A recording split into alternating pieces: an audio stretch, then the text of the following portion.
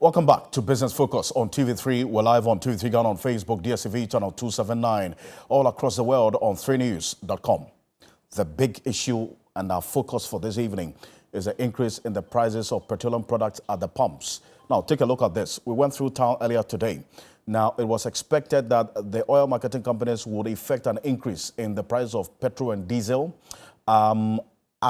just during the weekend, but a number of them slowed down in the process. Now, when we went through town today, this is what we saw on the price build-ups. That's the billboards in front of the oil marketing companies. We visited Shell and then also Total and then also some of the smaller OMCs. Allied Oil, you see Allied Oil now a petrol that's selling at 10 cedis 19 pesos per liter. Diesel selling at 12 cedis 50 pesos per liter. That's for Allied Oil. Now, that took effect on Friday, late Friday into Saturday. You have the smaller ones as well around the same margin. Then this is Total. Total took effect today. 12 cedis 40 pesos for diesel and 10 cedis 10 pesos. 10 cedis 10 pesos for super, and then the ones with the added value, you get it for 10 cedis 75 pesos. That's what you see there as well. Now, Total also have responded. A number of the oil marketing companies are waiting for GOIL. GOIL is yet to also effect the price increases, and that may also lead to some changes or responses from the other oil marketing companies. But this is what we know. Whatever the case might be, the fuel, that's petrol, will not go below 10 cedis no matter the reduction in margins that GOIL decides to add. As we speak now, fuel, that's petrol, has gone beyond the 10 cedis and diesel beyond the 12 cedis. Now, take a look at this. This is what you see on the pumps today. Total, 10 cedis for petrol, 12 cedis 40 pesos for diesel. Goodness, 10 cedis 15 pesos, 12 cedis 40 pesos for diesel. And then you have Star Oil, 9 cedis 99, and then 12 cedis 29 pesos. And then also you have Allied Oil, as you saw there. Now, here's the trick. A number of the analysts and experts expected that the prices of diesel would actually either remain stable or go down, go up slightly higher. Now, what we've seen is that diesel has actually increased per price per liter. Now, that was what we're going to be finding out from the oil marketing companies, the Association of Oil Marketing Companies, exactly what led to this increase in the prices of diesel, especially that we're seeing. Stay with us. The CEO is joining us. But let's go back, do a quick recall of exactly what the increase in the prices of petroleum products has been since January to date. Take a look at this. From January 2022 through to the last pricing window of the month of May 2022, this is what we saw, right? The red bar represents the first pricing window of petrol and diesel. In the first pricing window, you had petrol selling at about 6 cedis 80 pesos, and then diesel was 6 cedis 85 pesos in the month of January 2022. Then the second pricing window, we saw an increase to 6 cedis 99 pesos for petrol, that's in the red bar, and then 7 cedis 5 pesos for diesel. Then fast forward to February, there was an increase in 7 cedis 45 pesos for petrol, and then you have same 7 cedis 99 pesos in the second pricing window.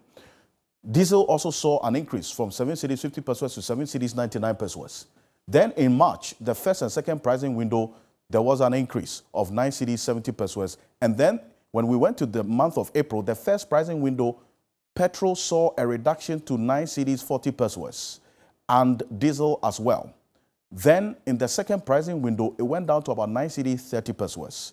Diesel actually increased in price in the second pricing window of April to 10 cedis 45 pesos. Then in the first pricing window of May, we saw an increase in the prices of petrol to 9 cedis 35 pesos, and diesel saw a jump to 11 cedis 24 pesos, if you recall. And then the second pricing window, which ended, we had petrol selling at 9 cedis 85 pesos and diesel selling at 11 cedis 75 pesos. If you recall, the only intervention that the finance minister announced was a 15 pesos reduction in one of the tax components in this price buildup. I'm going to show you what the details of the number of taxes and the amount of taxes that you have on 1 liter of petrol or diesel. Stay with us. We'll get into it. But Kweku Ajiman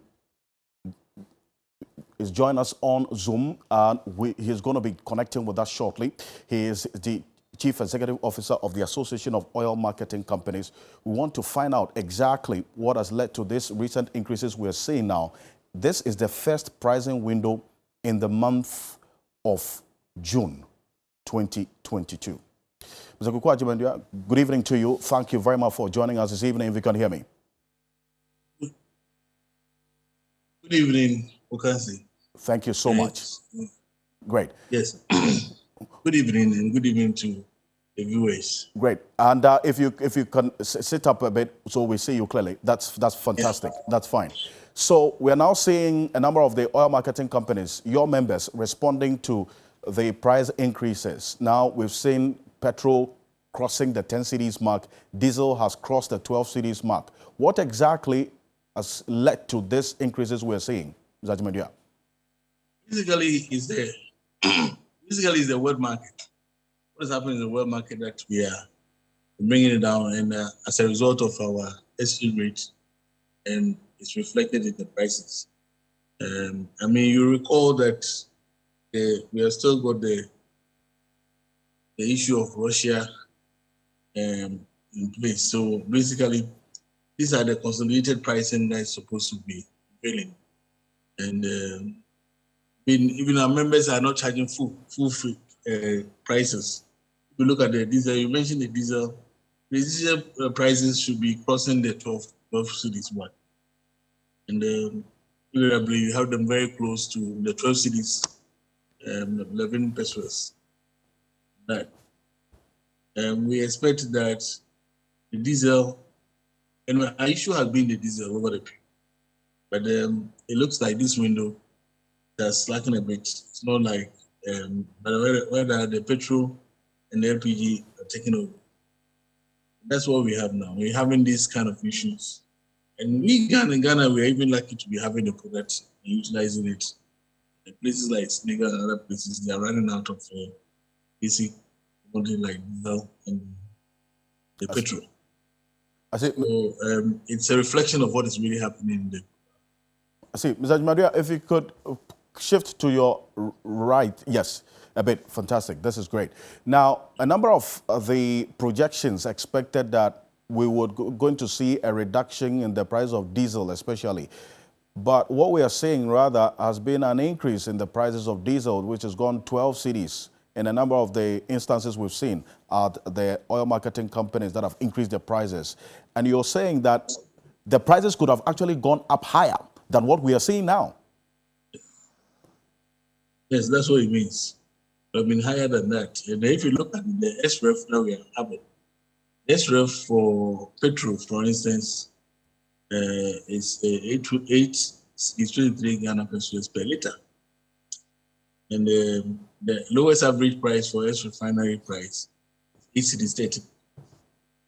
And for the diesel, the highest is 9 cedis 45 pesos per liter. And the lowest pricing that we have is 8 cedis 90 pesos. That is the S refinery. Then we have the LPG. The S refinery is highest one is 830 pesos.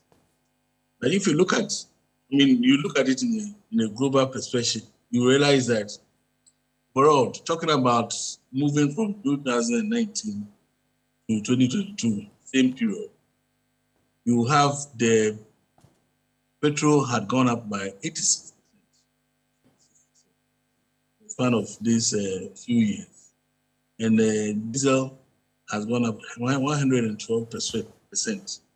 The LPG has got the lowest rate increase. It has moved from 5.65 to 10.39, recorded 56% increase relatively.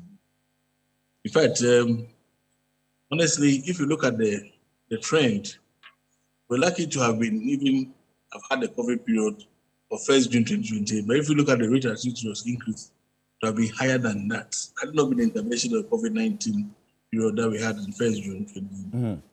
That one brought it down from 2019 to minus 23%. And for petrol and for diesel, we came from 5 cities, 20 pesos a liter, and brought it from 1.04. That went down by minus 22. Yes, whilst LPG also came down by 21 that period. But from that period, it started jumping up. And that's where we move up to 47%. Then culminated in the June now, having 87% increase from the reference point of 2017. You see that it's very massive there. But diesel, we jump up to 114% from where we started from 3.87. Now we are just measuring about 12.4 Ghana pesos. Then we have LPG, which marginally has moved from 4.8 to 10.39 in LPG. The trade is not too good at all, especially in the case of diesel. Diesel has moved 114%. It's becoming a worry. I see. And you go through the trend analysis, and clearly you make the point that it is not good. That's what you're saying. So yes, with these prices we are seeing of 10 cedis, 10 pesos thereabout for petrol, and then 12 cedis, 45 pesos for diesel, it's actually you taking up part of that burden, because if you wanted to pass on the margin of increase and what's happening on the world market and the cedi all combined, would have actually been buying diesel, say, for 13 cedis, and then also petrol for about 11 cedis. Is that what you're saying? You're right. But we have taken a hit of all the price, because in fact the OMCs are not even pricing appropriately.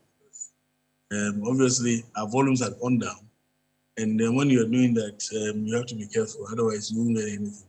You have your money stuck in there. And the situation that we find ourselves is that the fuel is not moving as it's supposed to move. So you've got that money stuck in there, and that becomes very difficult for you to go and buy another set of fuel resale, especially diesel. Diesel, we are really hit. I see. So at this point, 3 components contribute to the prices that we're seeing now. The taxes that have been imposed, and then what's happening on the world market, which we've referred to, and then also the currency differentials, the cedi performance against the major trading currencies, which we've seen some depreciation over the last couple of weeks. What intervention is needed right now to cushion the ordinary Ghanaian who is watching us and is faced with this increase in the continuous increases? Because we started the year from 6 cedis, 80 pesos per liter of petrol. Now we're buying for 10 cedis, 40 pesos, and then diesel from 6 cedis, 85 pesos from January is gone to 12 cedis, 45 pesos. What intervention is needed right now? Well, intervention is pretty difficult to say what we need to do. We either buy it or we don't buy it. Because what happens is that if you look at the diesel price, we are not, the OMCs are not making anything.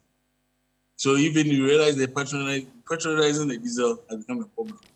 Because it's so steep, the pricing, that we cannot even buy the quantities that we're supposed to buy. So we only buy just enough to be able to satisfy some few customers as we sell the petrol in addition. So it's not the kind of scenarios that we are talking now. It's basically difficult to really predict as to what we should do. The parameters that you knew of just pushing the pricing remain the same. Nothing has changed. But the fact that the refinery, that's what's coming from the world market, continue to go high. It's as a result of our currency, and as a result of what is happening in the world market. So these are the 2 things which are really flowing in. As for those other, the components are the same as we have to, even though at some point the government made intervention to bring them down, but they are still picking in.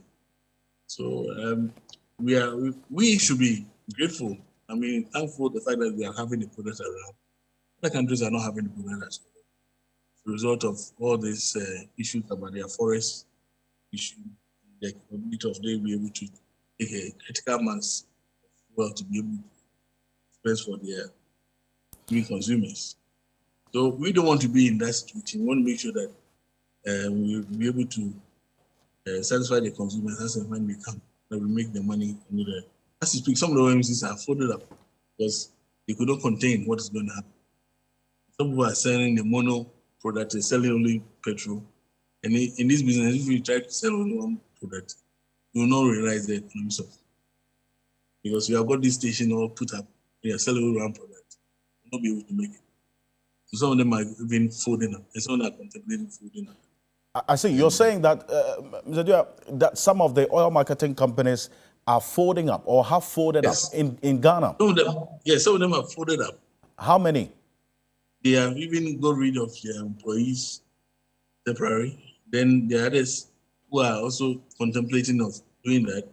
And on my desk, I've got presently I've got about 5 OMCs who have said that they are going to go off, and they have put their documents before me, and they want to go off. Because when you have this situation like this, some people will have the temerity to be able to manage the situation and just cruise along to the end of the situation. Others will not be able to do that because it's now every now and then, every window, you need to go for money from the bank, show up your working capital, be able to purchase the products. And of course, if you don't have what it takes to be able to do that, you just have to put up. Otherwise, you incur a lot of debts. You can't pay your taxes. You can't do so when you can't pay your employees when they fall to you, it becomes difficult. It becomes an issue that you have to go around. Some of them decide to fold up. I see. Yeah. So if you could give me a number, that is, if you do have it, how many of the oil marketing companies, as we speak, have closed down because of the situation now, and that they are not making profit? So they just, close their businesses, laid off employees, and they're moving on with their lives. I don't have the stats offhand, but what I would say is that they have 2 of them who have really gone off. And the others who are contemplating, they have indicated to me that and they have even, some of them have filed their documents with me.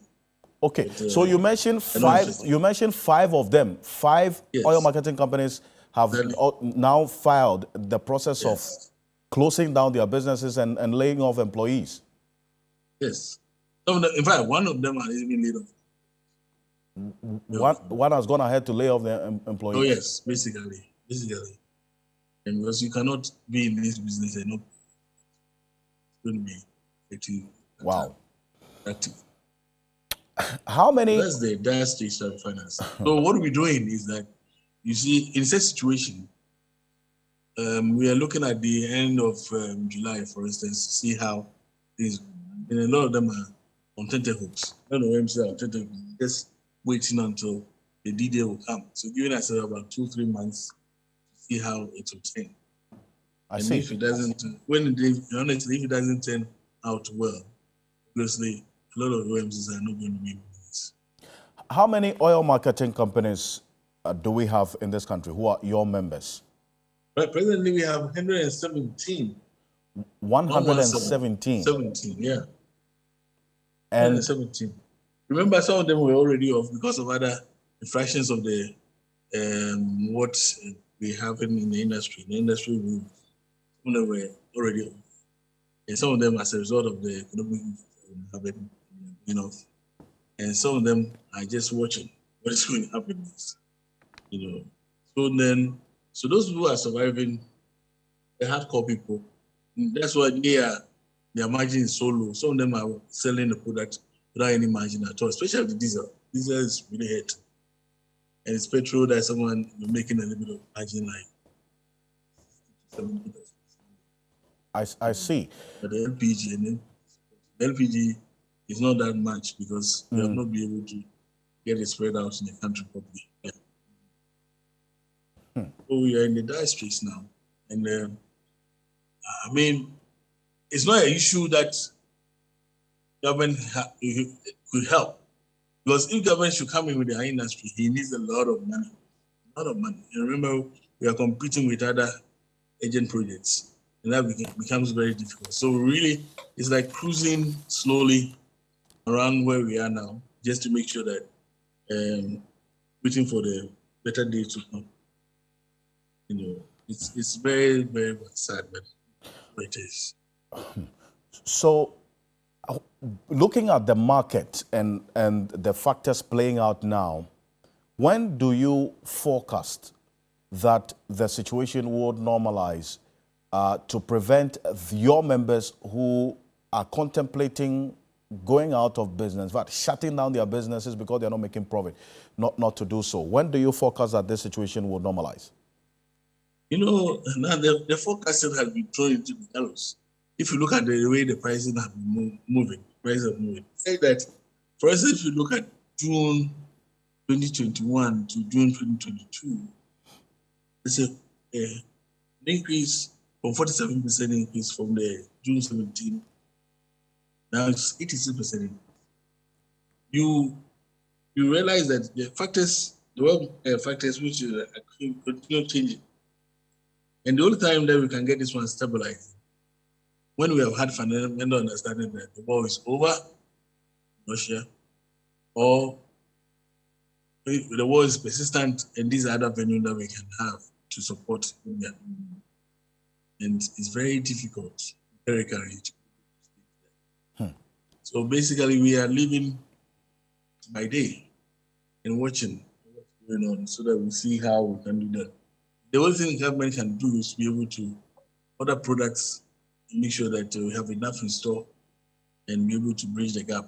And I tell you, if you look at the volume of products that we consume, that is going to call, and given a situation where we have got all this coming out of COVID and other things, government needs a lot of money to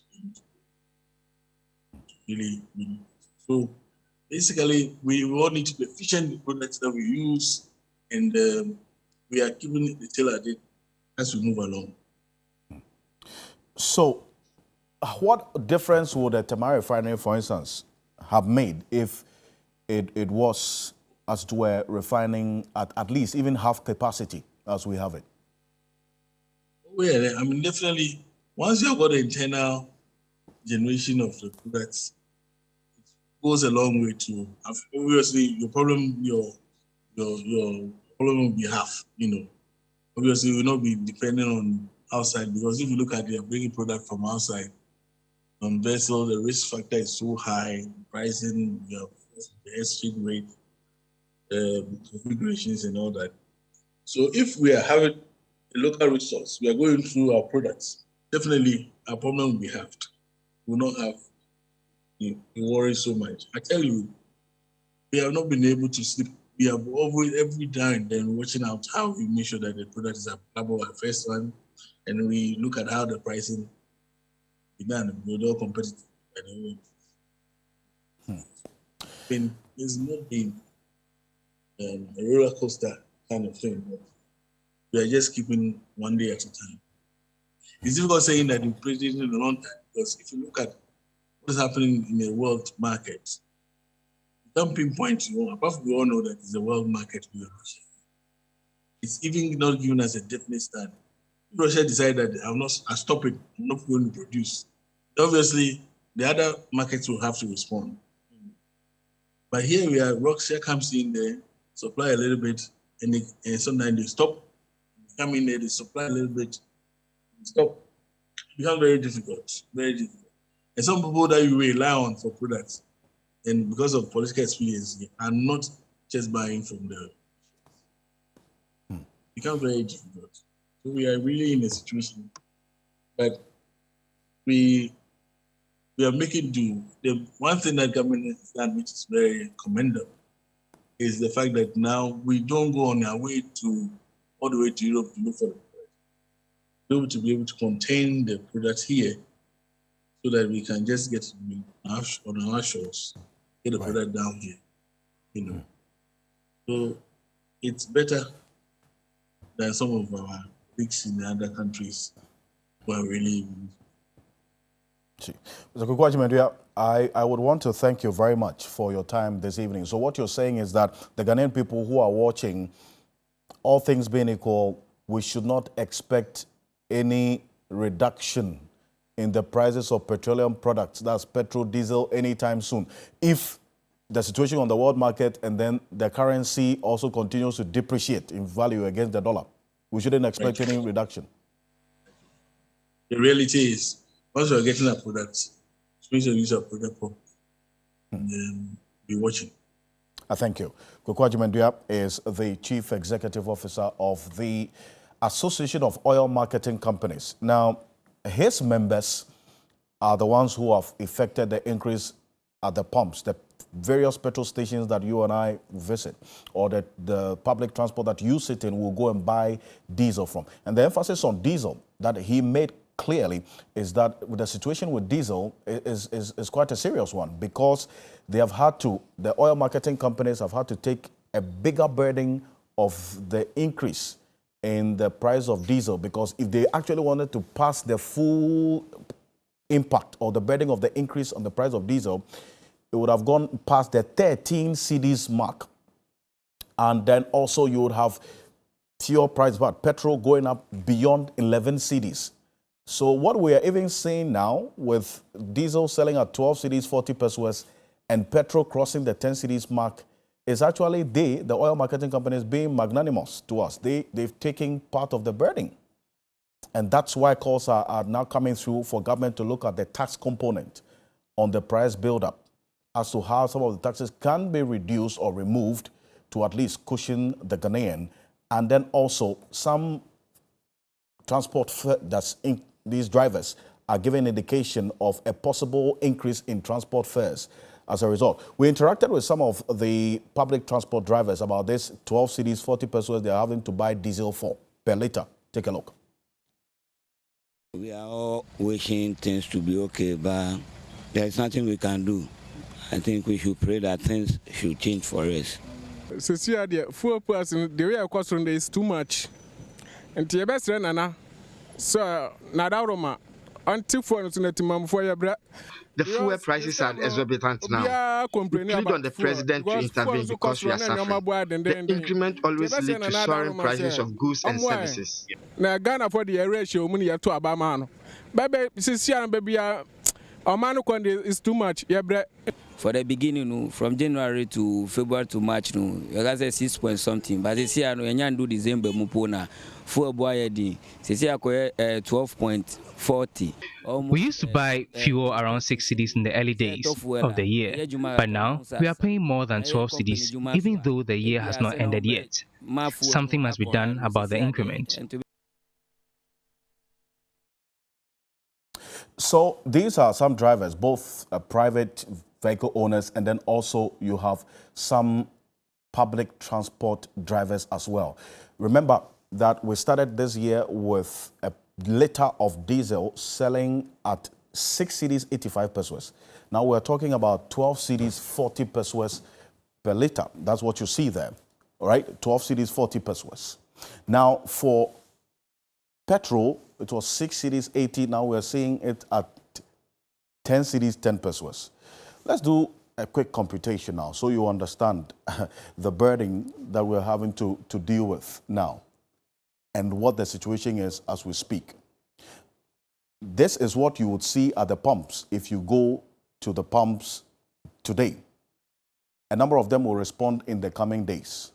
Now take a look at this. You want to understand how many liters make 1 gallon. You see, you hear some of these transport drivers, that's you and I, sometimes go and buy 1 gallon. How many liters will make 1 gallon? Take a look at this. You have about 4.5 liters that make up 1 gallon, right? That's 4.5 liters that make up a gallon. Take a look at it. That's what's going to be on your screen right now. So a quick one. If 4.5 liters make up 1 gallon, what is the cost of 1 gallon now for you? Because now 1 liter is 10 cedis, 10 pesos for petrol. So to buy 1 gallon, you need a little over 45 Ghana cedis, right? Almost 46 cedis to buy 1 gallon. Now, if depending on your tank size, you're going to buy between 60 to 70 gallons for 3.5 tank size, about 60 liters for 3.0 tank size, 2.4 liters, you are going to be spending about 500 to 600 cedis to fill your tank, as a matter of fact. But if you are the 1 gallon type of driver, or if you hear the public transport drivers talk about 1 gallon, this is it. This is how much it's going to. For diesel, it's actually slightly higher because you are multiplying the 1 liter cost of diesel, which is now 12 cedis 40 pesos, by 4.5, because 4.5 liters make 1 gallon. That's the burden.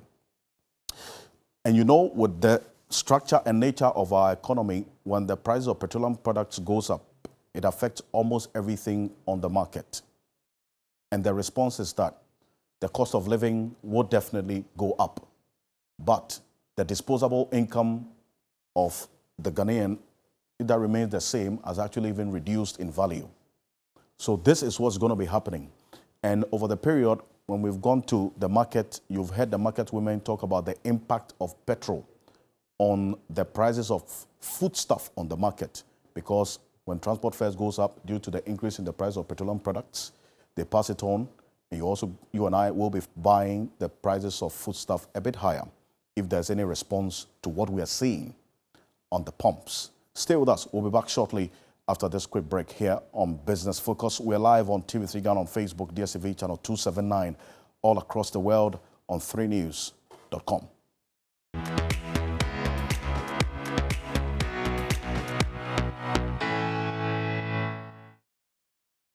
Welcome back to Business Focus on TV3. We're live on TV3 Ghana, on Facebook, DSTV channel 279, all across the world on 3news.com. What we do know now are the reactions that some of you are coming through with the experience at the various fuel stations that you have visited today. And some of you have been sending us the prices you're buying a liter of petrol or diesel for. Now, very interactive on Facebook as well. All the various oil marketing companies have gone beyond the 10 cedis mark for petrol, 12 cedis for diesel. What we are hearing from the Association of Oil Marketing Companies is that some of the oil marketing companies have had to close their businesses, pack up and leave, lay off the workers, because the business is not profitable anymore. They're making losses and also laying off people to add on to the already increasing unemployment situation that we have in the country. About 117 oil marketing companies we have operating in this country are all facing a similar situation. And it's something that we'll keep an eye on as we go on. But let's hear from you, your interaction and with what's happening at the various pumps. But for the first time in more than 3 months, government's treasury bills were oversubscribed. Well, and oversubscribed by some 13% during last Friday's auction. Now, this is the first time the bills have been oversubscribed in over 3 months.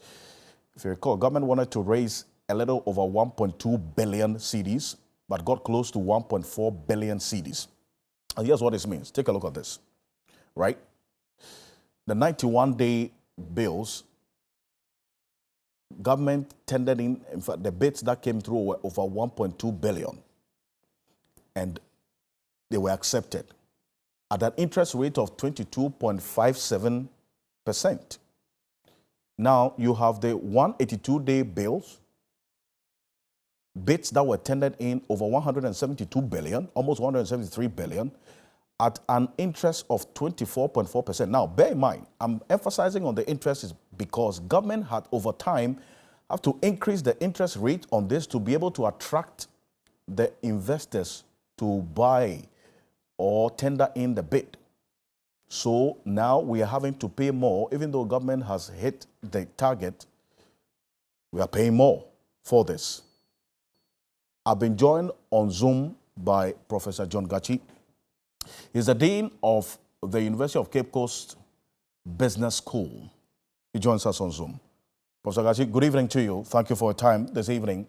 Yes, it's indeed the case that this target has been achieved the first time in 3 months, but at what cost, Professor Gachi, can this continue? Well, I think the cost is in twofold.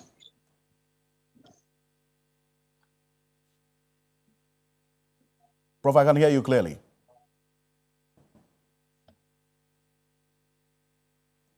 Well, I think we have two levels of cost. in this case. The first one is the extent to which the commercial banks. Can you hear me? I can hear you clearly, Prof. I can hear you clearly. Thank you. Okay.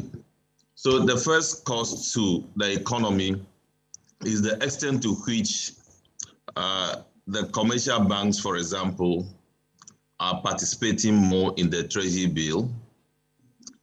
Bearing in mind that the Treasury bill is actually controlled by the government, it's lending to the government. So it means that more safer investment is being made by financial sector as we experienced in the past, to the detriment of making available more funding to the private sector. Because at this point in time, the increase in the Treasury bill rate and other rates show that there is that possibility of default across board if we are not careful. Therefore, there is that possibility of financial sector players pumping more funds into investing in Treasury bill. So that is one thing that we are to look at. So basically, the increase in the participation is because of the attractiveness of the high interest rate. So more people, more businesses that want to buy into Treasury bill rate will be comfortable to do so, but to the detriment of the critical players in the economy, that is the private sector. I see, but is this going to be a one-off oversubscription, or from what you see, it could continue if and only if government continues to increase the interest on these offerings?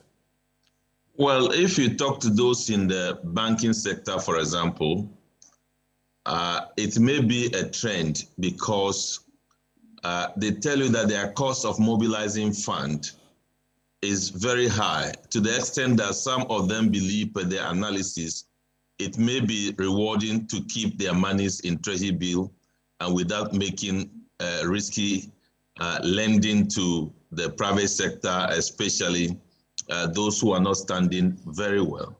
So it may be a trend that will be developing because it will be safer for financial sector players in Treasury bill to lock up their money there rather than lending it to people with possibility of default as a result of higher interest. Professor Gachi, finally, before I let you go, before you joined us, there was this conversation on the increasing cost of living as a result of these prices that we've seen at the pumps, the price increase in fuel and diesel. You heard the Association of Oil Marketing Companies make the point that they cannot do anything about it. In fact, if they had to pass the entire burden, we would have been seeing higher prices now. What should be done to cushion the Ghanaian against possible increases, for instance, in transport fares because of what we're seeing in price of diesel? Well, I think at this point in time, as we indicated in the past, there is a need to look at the tax component of the pricing regime and see if there is a possibility to look at some of the taxes to configure the prices to the interests of the consumers. But I don't know how that will be possible because governments seem to be making revenue out of the petroleum pricing. And governments seem to be talking about difficulties in raising revenue.